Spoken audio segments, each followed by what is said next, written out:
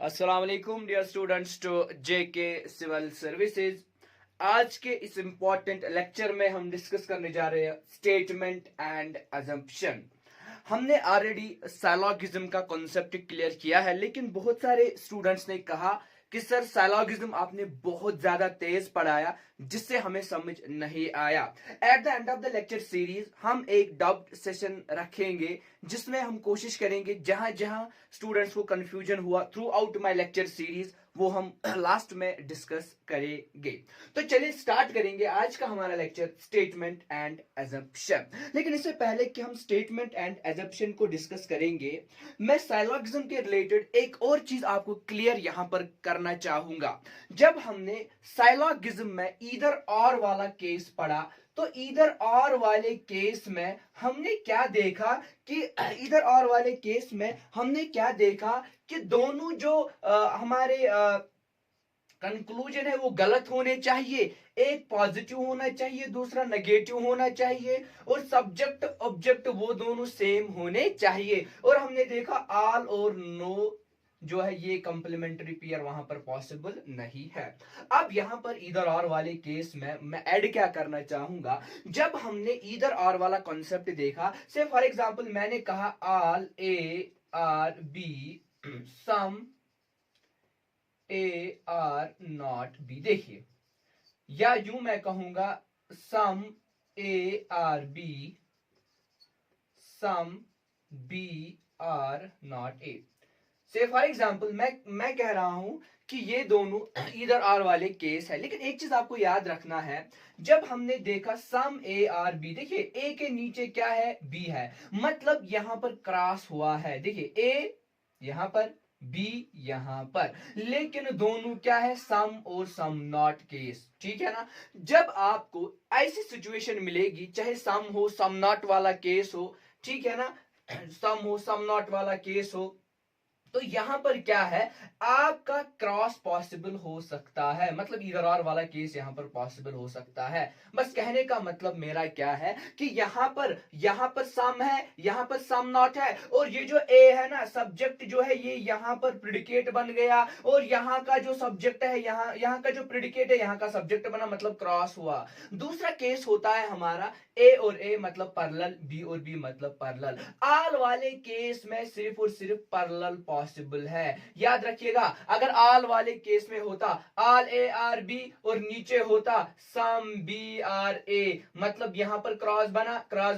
Parallel नहीं बना, तो ये वाला इधर और भी पॉसिबल नहीं है। अब जिन लोगों ने साइलॉगिज्म का कॉन्सेप्ट अच्छे से पढ़ा होगा, वीडियोस अच्छे से देखे होंगे, उन्हें तो ये समझ में आएगा। ठीक है ना। तो चलिए स्टार्ट करेंगे हम आज का हमारा lecture, that is statement and assumption. ठीक है ना। इसको कभी कभार हम स्टेटमेंट एंड इन्फेरेंस भी कहते हैं। अगर आपके एग्जाम में क्वेश्चन आया स्टेटमेंट एंड इन्फेरेंस, बस आप ऐसे ही करना सॉल्व जैसे हम स्टेटमेंट एंड एजम्पशन को सॉल्व करते हैं।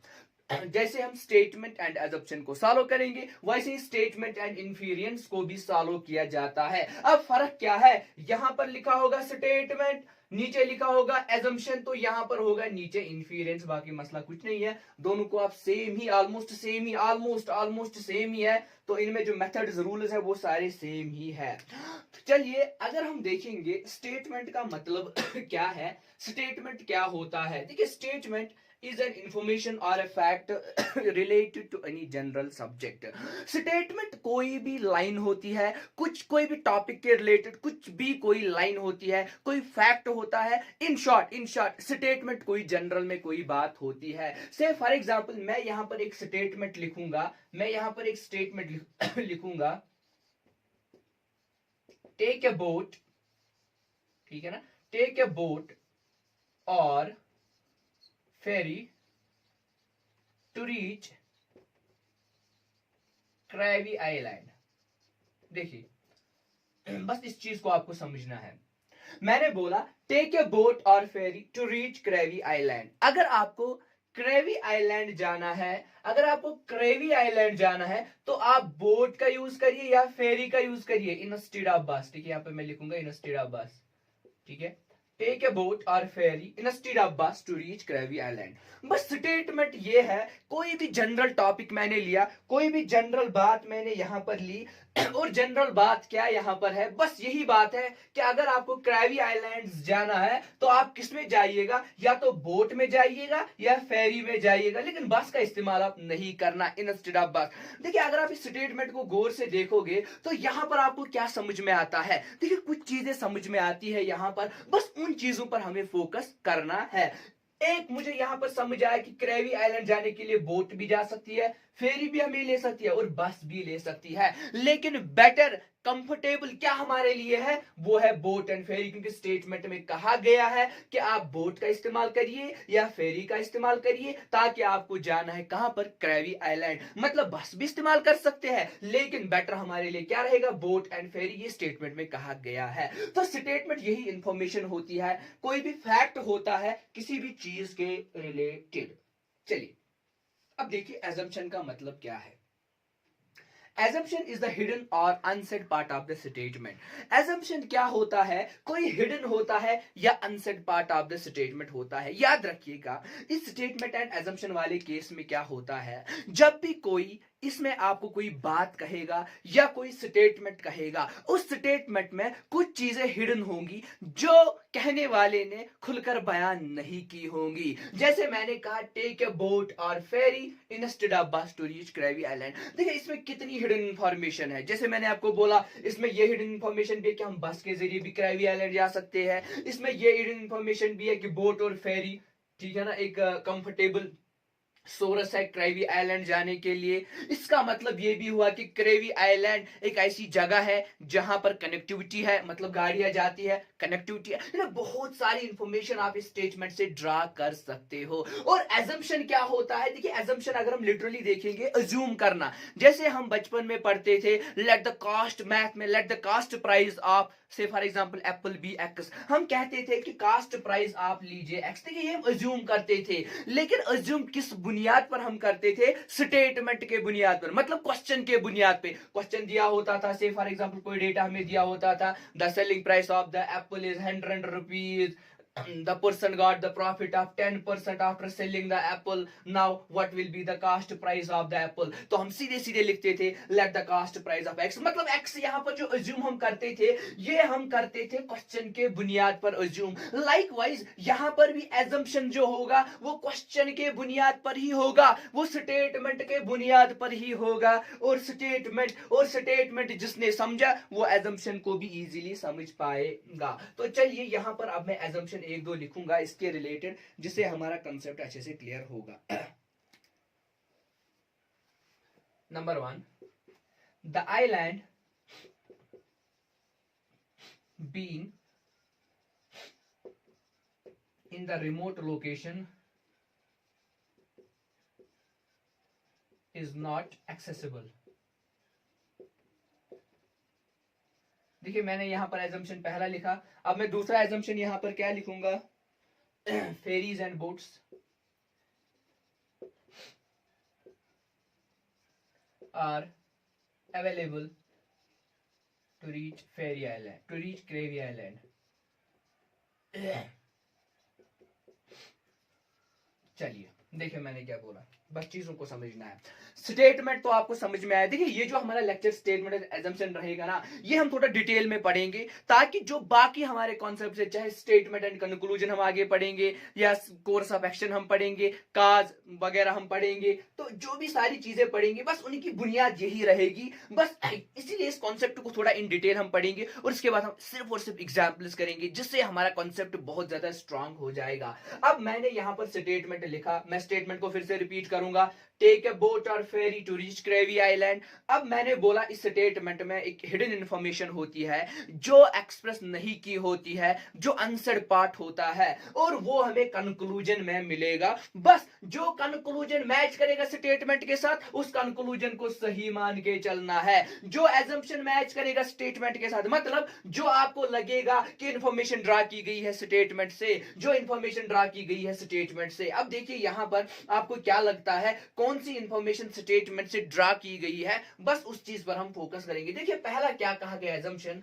The island being in the remote location is not accessible, is not accessible. देखिए देखिए जब हम आगे रूल्स भी पढ़ेंगे, ट्रिक्स भी पढ़ेंगे, फिर आपको और भी ज्यादा इजी होगा, लेकिन फिलहाल फिलहाल हम कॉन्सेप्ट को सीख लेते हैं। यहां पर मैंने कहा कि नॉट एक्सेसिबल मतलब बात हो रही है, अरे भाई ऊपर स्टेटमेंट में कहा गया आपको क्रेवी आइलैंड जाना है तो आप बोट में जाइए, फेरी में जाइए। कहना क्या चाहता है स्टेटमेंट, स्टेटमेंट हमें यह कहना चाहता है कि क्रेवी आइलैंड जा सकते हैं। क्रेवी आइलैंड एक ऐसी जगह है जहां पर जा सकते हैं, लेकिन यहां पर ये नीचे कंट्राडिक्टरी जो कंक्लूजन हमें दे रहा है, कंट्राडिक्टरी अजम्पशन दे रहा है। ये अज्यूम क्या करता है, यहां पर ये अज्यूम करता है कि क्रेवी आइलैंड इज नॉट एक्सेसिबल। अगर क्रेवी आइलैंड एक्सेसिबल नहीं होता तो स्टेटमेंट में लिखा होता कहीं पर वो एक्सेसिबल नहीं है, या स्टेटमेंट में इस किस्म की बात की होती कि जिससे हमें पता चलता कि जो क्रेवी आइलैंड है वो नॉट एक्सेसिबल है। लेकिन स्टेटमेंट में सीधे सीधे कहा गया है कि क्रेवी आइलैंड एक्सेसिबल जगह है।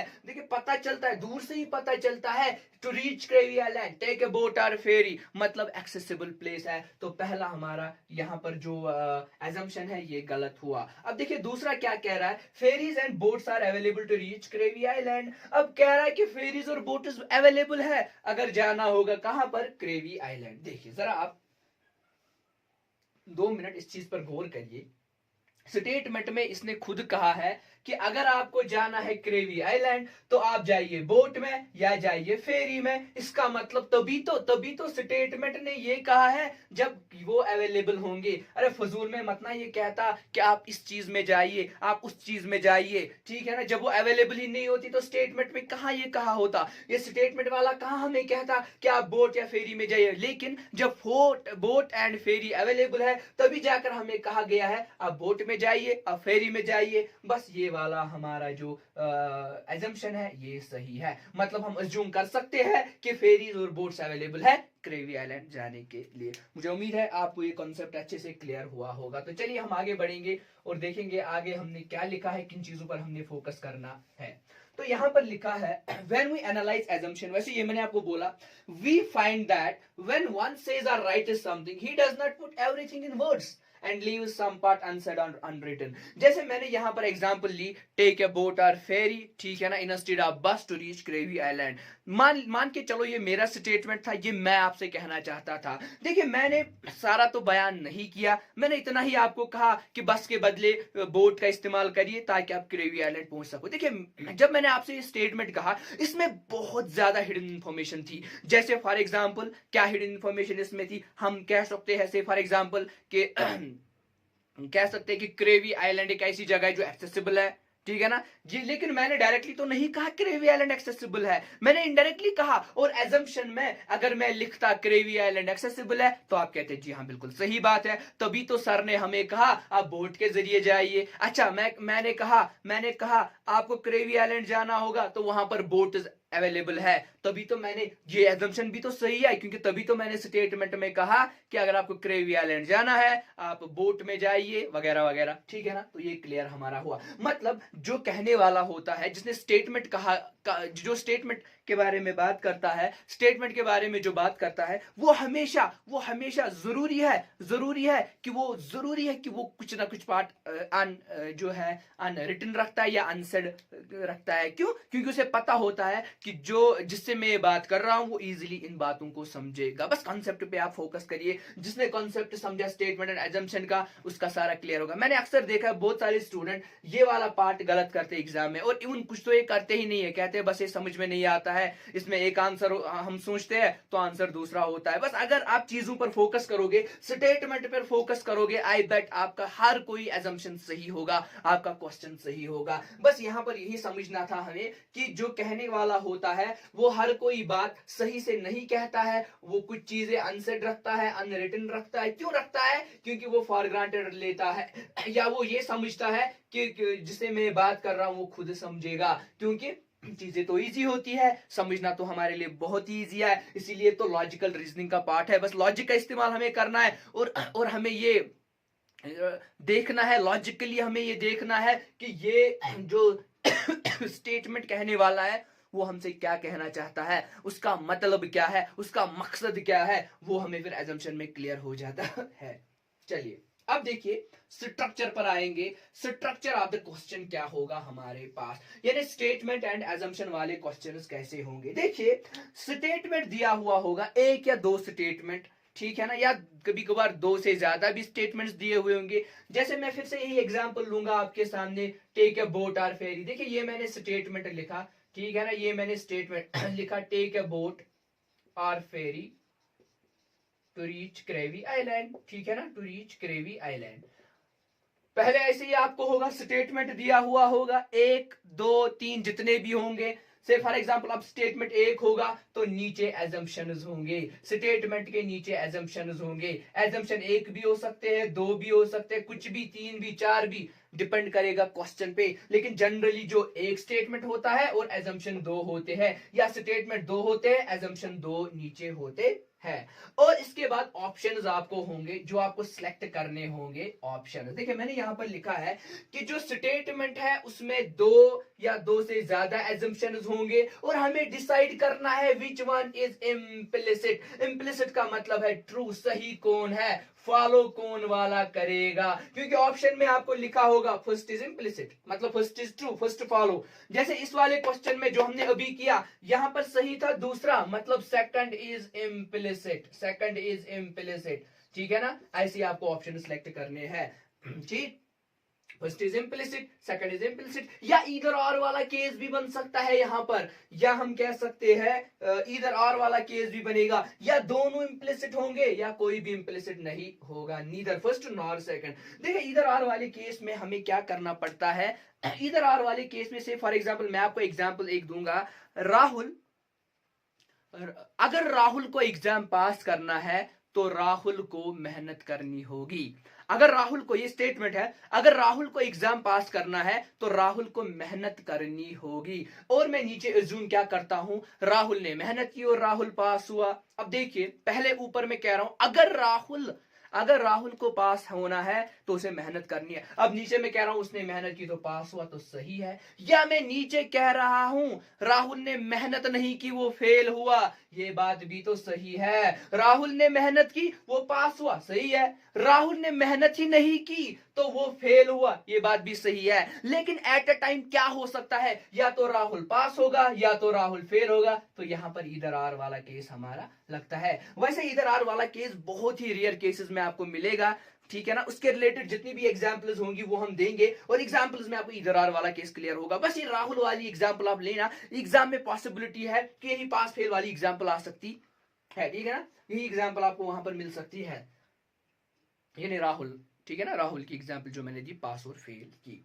तो चलिए ये था हमारा स्ट्रक्चर। अब सीधे सीधे आएंगे कुछ रूल्स पर। रूल्स क्या है, ट्रिक्स क्या है। देखिए पहला मैंने यहां पर लिखा है कि जो it should be directly related to statement, conclusion should be directly related to statement. जो भी कंक्लूजन होगा, जो भी कंक्लूजन हम लिखेंगे, सॉरी नॉट कंक्लूजन, एजम्पशन, ठीक है ना, एजम्पशन, ठीक है, एजम्पशन जो भी होगा, जो भी एजम्पशन होगा, ठीक है ना, जो भी एजम्पशन होगा, क्योंकि हम ज्यादा स्टेटमेंट एंड कंक्लूजन पढ़ते हैं तो हम भी गलती करते हैं, हम कहते हैं स्टेटमेंट एंड कंक्लूजन, तो ये है स्टेटमेंट एंड एजम्पशन। तो assumption should be directly related to statement. जो भी हम एज्यूम करेंगे, जो भी चीज हम एज्यूम करेंगे वो डायरेक्टली किसके रिलेटेड होना चाहिए, स्टेटमेंट के रिलेटेड। हमें मान के चलना है स्टेटमेंट इज 100% ट्रू, चाहे स्टेटमेंट में क्या भी कहा गया होगा, कौन सी बात भी कही गई होगी, आपको अपनी नॉलेज यूज नहीं करनी है। से फॉर एग्जांपल स्टेटमेंट में कहा गया होगा कश्मीर में जून में बर्फ गिरती है, अब सीधी सीधी बात है कश्मीर में तो जून में बर्फ नहीं गिरती है, कश्मीर में विंटर्स में बर्फ गिरती है। तो अब लेकिन स्टेटमेंट में कहा गया है तो हमें ये ट्रू मानना है 100% कि हाँ कश्मीर में जून में ही बर्फ गिरती है, ठीक है ना। तो ये होता है हमारा एजम्पशन, यानी एजम्पशन को हमें 100% ट्रू मान के चलना है, स्टेटमेंट को 100% ट्रू मान के चलना है। और एजम्पशन जो हमारा होगा वो डायरेक्टली रिलेटेड होना चाहिए, किसके, स्टेटमेंट के रिलेटेड होना चाहिए। सेकंड इंपॉर्टेंट पॉइंट जो हमारा एजम्पशन है वो एम्बिगस नहीं होना चाहिए, डाउटफुल नहीं होना चाहिए, सुपरफ्लुअस नहीं होना चाहिए, मतलब अननेसेसरी नहीं होना चाहिए। देखिए जैसे अभी हमने बोट की एग्जांपल ली, थी। अब बोट में कहा गया था कि बोट में, या मैं कोई और एग्जांपल लूंगा, से फॉर एग्जांपल मैं कहूंगा यही कश्मीर की बात, स्टेटमेंट में कहूंगा कि कश्मीर में स्नोफॉल होती है समर में। अब नीचे कंक्लूजन में लिखता हूं मैं कि यूएसए में स्नोफॉल हो रही है।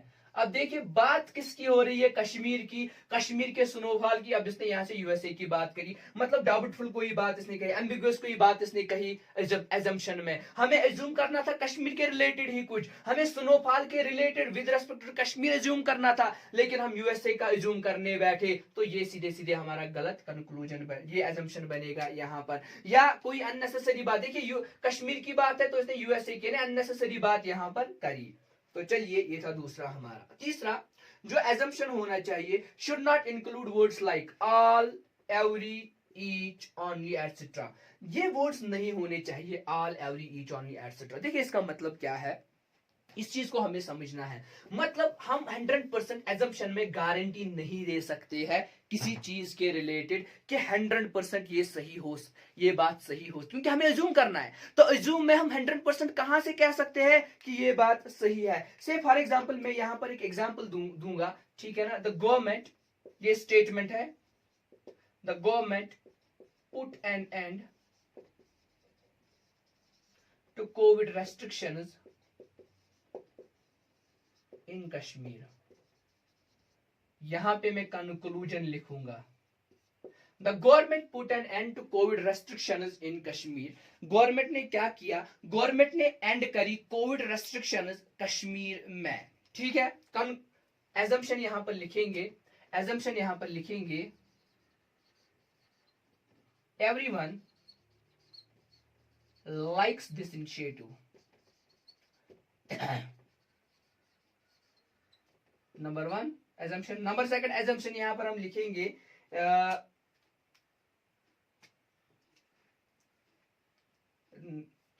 Only because of covid restrictions people were psychologically disturbed.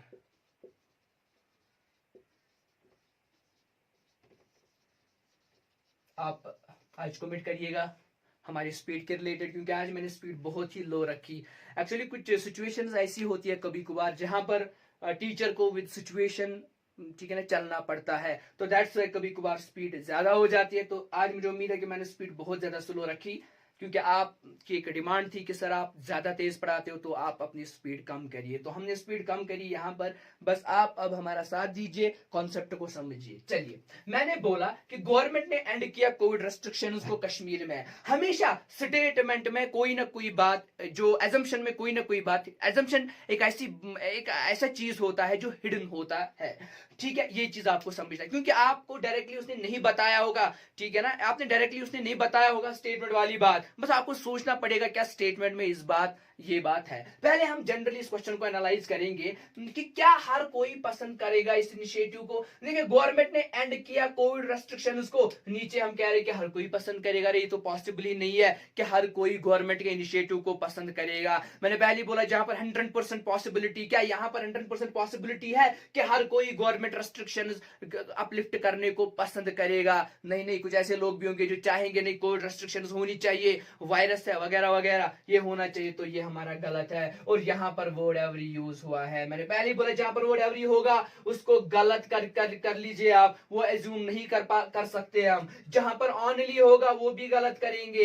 अब देखिए जरा इस एजम्पशन को आप पढ़िए, only because of covid restrictions people were psychologically disturbed. क्या ये पॉसिबल है कि सिर्फ और सिर्फ कोविड की वजह से लोग डिस्टर्ब है? अगर हम कश्मीर की बात करेंगे, स्पेशली कश्मीर के लोग ज्यादा डिस्टर्ब है। क्यों डिस्टर्ब है ज्यादा कश्मीर के लोग? क्या कोविड ही सिर्फ एक ऐसा चीज है? या अगर हम स्टूडेंट्स की बात करेंगे, से for example all over the world, या इंडिया के स्टूडेंट्स की अगर हम बात करेंगे, तो क्या स्टूडेंट्स कोविड की वजह से ही डिस्टर्ब है? अरे नहीं नहीं, जॉब, अनएम्प्लॉयमेंट, बाकी सारी चीजें भी तो है, एक्सटर्नल पुश भी तो है, फैमिली प्रेशर भी तो है, जिनकी वजह से स्टूडेंट डिस्टर्ब है। से फॉर एग्जांपल लाइकवाइज लोग कोविड की वजह से ही कहां डिस्टर्ब होंगे? तो ऑनली ने इस चीज को गलत बनाया। तो जरा मुझे बोलिए, जब दोनों गलत होंगे तो क्या आएगा? नन, या neither first nor second implicit, ना पहला सही ना दूसरा सही, ये चीज आपको याद यहाँ पर रखनी पड़ेगी।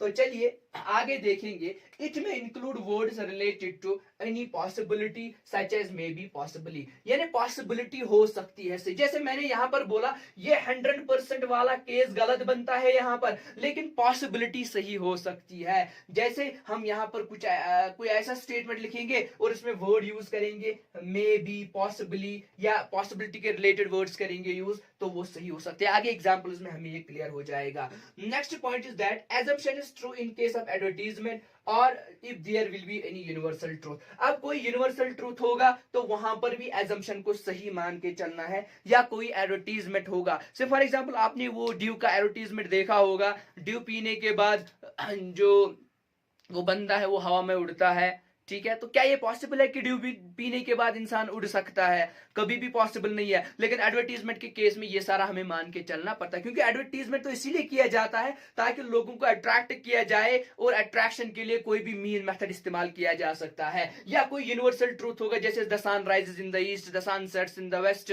ठीक है ना, ये यूनिवर्सल ट्रूथ हमारे पास है, तो ये भी सही हो सकते हैं इन केस ऑफ एजम्पशन में। जब क्वेश्चंस करेंगे वहां पर सारे रूल्स अप्लाई करेंगे, और ज्यादातर क्वेश्चंस हम लॉजिक के जरिए ही सॉल्व करेंगे। और stay away from negative assumption, कोशिश हमें करनी है कि नेगेटिव एजम्पशन से हम दूर ही रहे in most of the cases, क्योंकि in most of the cases negative जो हमारे एजम्पशंस होते हैं वो गलत ही होते हैं। जैसे उसी एग्जांपल में टेक अ फेरी और बोट, उसमें हमने पहला वाला लिखा था नॉट एक्सेसिबल, नॉट एक्सेसिबल, तो उसको हमने गलत किया। तो जहां पर नो नॉट होगा वो इन मोस्ट ऑफ द केसेस क्या होगा, गलत ही होगा। मैंने बोला मोस्ट ऑफ द केसेस, इसका मतलब ये नहीं हुआ कि हमेशा वो गलत होगा, इन मोस्ट ऑफ द केसेस वो गलत होगा। मुझे उम्मीद है कि आपको ये स्टेटमेंट एंड एजम्पशन के रिलेटेड ये जो हमारा सेशन चल रहा है ये आपको पसंद आया होगा। अब हम कुछ एग्जांपल्स के जरिए इस कॉन्सेप्ट को in detail in depth study करेंगे, ठीक है ना। इस कॉन्सेप्ट को एग्जांपल्स के जरिए और इन सारी ट्रिक्स रूल्स को अप्लाई वहां पर करेंगे, जिससे हमारा ये कॉन्सेप्ट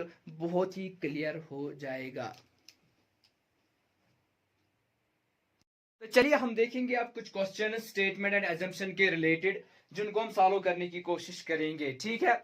तो चलिए स्टार्ट करेंगे। हमारा पहला यहाँ पर स्टेटमेंट दिया हुआ है, it is faster to travel by air to Delhi from Bangalore. देखिए स्टेटमेंट कहना क्या चाहता है कि अगर आपको जाना है दिल्ली से बेंगलोर तो आप बाय एयर जाइए। क्यों? क्योंकि आप जल्दी पहुंचोगे।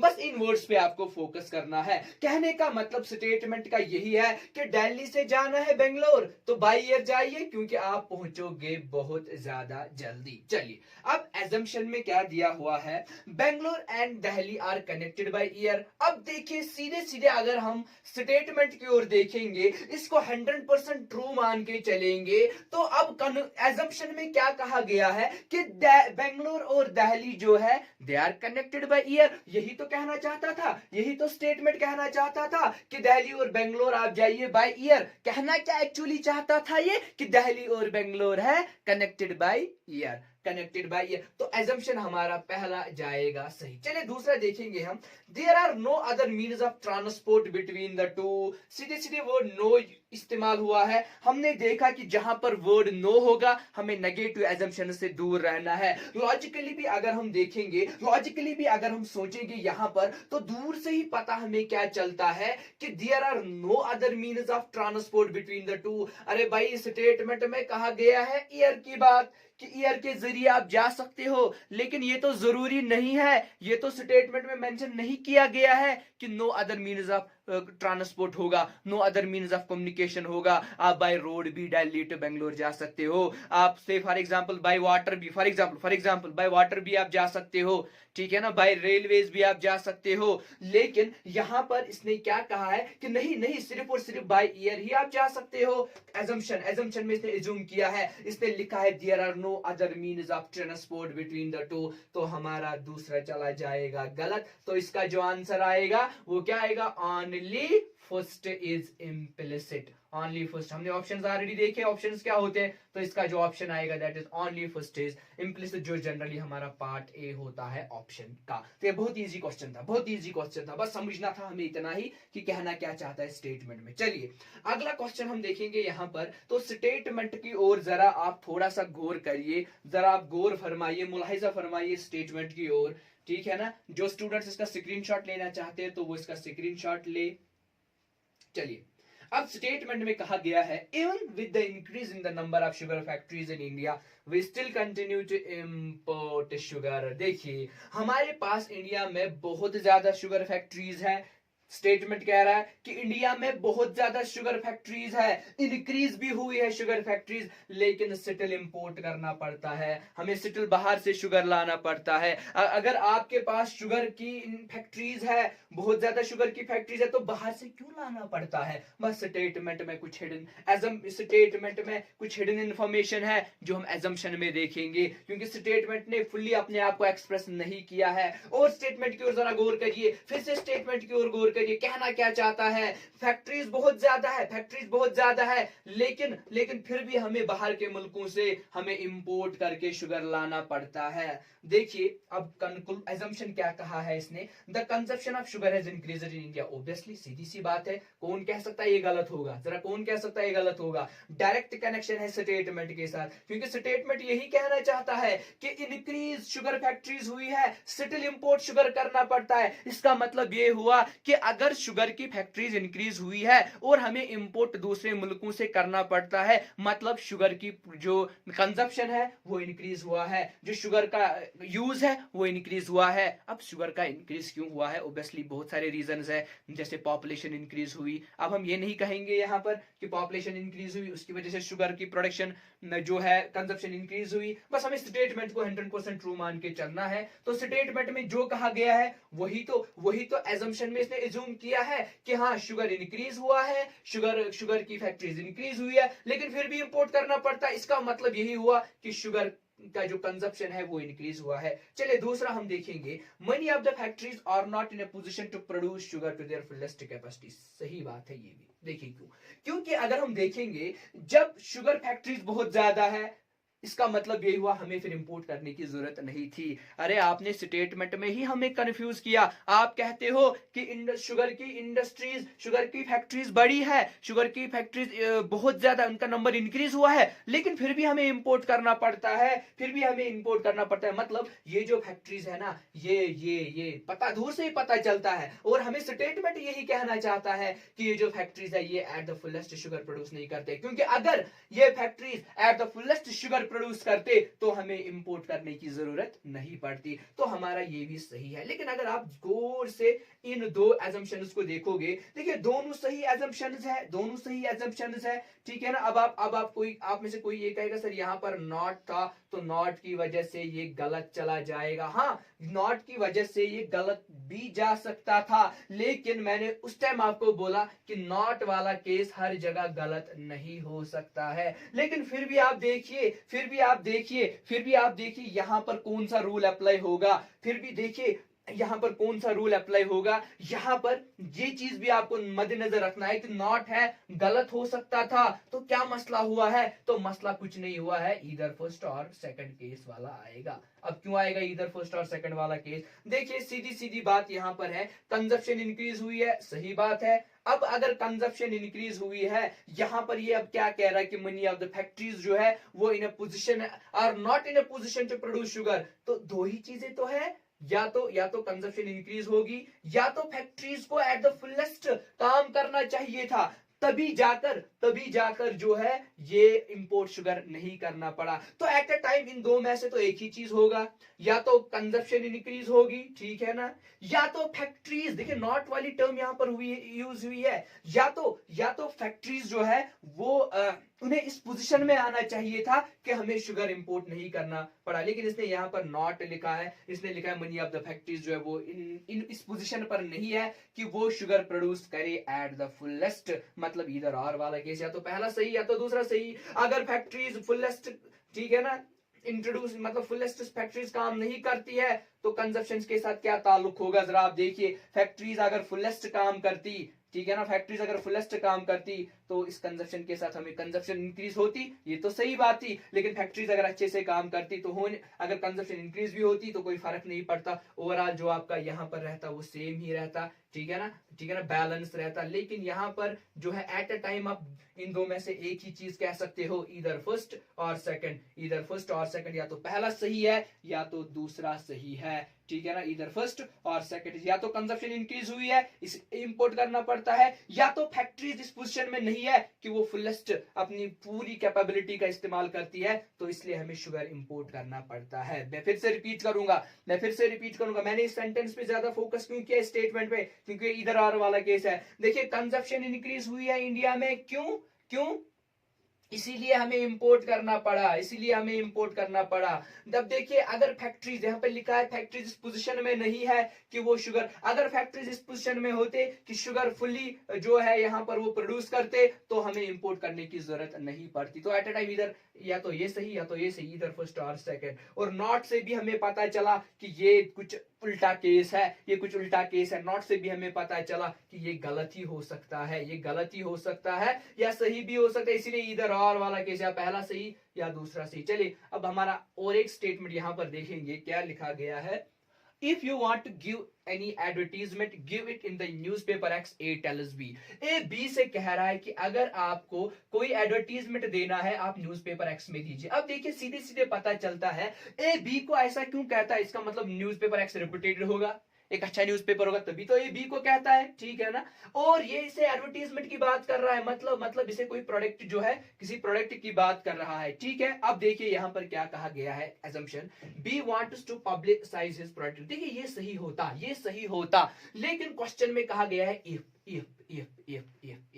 का मतलब होता है अगर मतलब इफ यू आर इंटरेस्टेड, अगर, जरूरी नहीं है कि ये बंदा इंटरेस्टेड होगा, बी इंटरेस्टेड होगा अपने प्रोडक्ट को पब्लिसाइज करने में, जरूरी नहीं है ये इसे वरना कहता कि आपको पब्लिसाइज करना है अपना प्रोडक्ट तो आप एडवर्टीजमेंट न्यूज़पेपर एक्स में दे दो, लेकिन ये इसे कह रहा है इफ, अगर आप चाहते हो, तो यहां पर इसने एज्यूम किया है B wants to publicise product, जरूरी तो नहीं है, तो ये सीधे सीधे हमारा गलत होगा, क्योंकि जरूरी नहीं है कि बी चाहेगा कि उसका प्रोडक्ट पब्लिसाइज हो, ये बात तो जरूरी नहीं है। क्यों जरूरी नहीं है, क्योंकि स्टेटमेंट में इफ का वर्ड यूज किया गया है। चलिए आगे, और देखिए ये 100% पॉसिबिलिटी यहां पर दिखाता है, जरा आप इस एजम्पशन को गौर से पढ़िए, बी वांट्स टू पब्लिसाइज मतलब 100%, बी 100% चाहता है कि उसका प्रोडक्ट पब्लिसाइज हो। हमने ऑलरेडी रूल्स में पढ़ा है जहां पर 100% की पॉसिबिलिटी होगी वो मैक्सिमम केस में गलती होती है। चलिए, newspaper x has a wide circulation, सही बात है, तभी तो इसने न्यूज़पेपर एक्स की ही रेफरेंस दी, ये किसी और न्यूज़पेपर की रेफरेंस देता, इसने न्यूज़पेपर एक्स की ही रेफरेंस क्यों दी, क्योंकि न्यूज़पेपर एक्स जो हमारे पास है इसकी वाइड सर्कुलेशन है, यानी एक रेपुटेटेड न्यूज़पेपर है, तो इसका जो आएगा ओनली सेकंड इज इम्प्लिसिट, ठीक है ना, ओनली सेकंड इज इम्प्लिसिट। तो ये थे हमारे कुछ क्वेश्चंस। तो आने वाले जो लेक्चर सीरीज हमारी रहेगी उसमें हम ज्यादा से ज्यादा एमसीक्यूज डिस्कस करेंगे, आपके लिए भी हम प्रैक्टिस सेशंस लाएंगे, ठीक है ना, जो आपको घर बैठे करने होंगे और कमेंट्स में उनके आंसर आपको देने होंगे। तो कमेंट में आप जरूरी मेंशन करिएगा आज का सेशन हमारा कैसा रहा। और नंबर सेकंड चीज जो दूसरा मैंने क्वेश्चन बोला, प्लीज आप इस पे थोड़ा सा खुद भी गौर करिए कि ये क्वेश्चन कहना क्या चाहता है, इधर आर वाला केस क्यों आया, ठीक है। मैं और रिपीट करूंगा जल्दी जाते जाते और रिपीट में करूंगा। देखिए कंजप्शन ऑफ शुगर इंक्रीज हो गई है इंडिया में, तभी तो इंपोर्ट करना पड़ा, सही बात है। अब फैक्ट्रीज जब इस पोजीशन में नहीं है कि वो फुलेस्ट कैपेसिटी में काम करते, तभी तो इंपोर्ट करना पड़ा शुगर। अब इधर फर्स्ट और सेकंड केस क्यों आया, से फॉर एग्जांपल अगर कंजप्शन ऑफ शुगर इंक्रीज हुई है तभी तो इंपोर्ट करना पड़ा, अगर फैक्ट्रीज एट द फुलेस्ट काम करती तो तब जाकर हमें ये इंपोर्ट शुगर नहीं करना पड़ता। तो इधर फर्स्ट और सेकंड ही तो हमारा सही चला जाएगा, क्यों, क्योंकि या तो ये सही होगा या तो ये सही होगा, तभी जाकर इंपोर्ट करना पड़ेगा, दोनों एट अ टाइम सही नहीं हो सकते हैं। कंजप्शन इंक्रीज होगी, फैक्ट्रीज इस पोजीशन में नहीं होंगी, ये पॉसिबल नहीं है। तो दो में से एक ही चीज, इधर फर्स्ट और सेकंड, और नॉट से भी पता चला कि ये गड़बड़ में है, ये सही या गलत हो सकता है, नॉट से भी हमें पता चला। तो चलिए, उम्मीद है कि आपको ये सेशन पसंद आया होगा, और आने वाले सेशन में हम एमसीक्यू ज्यादा से ज्यादा डिस्कस करेंगे यहाँ पर। Thank you.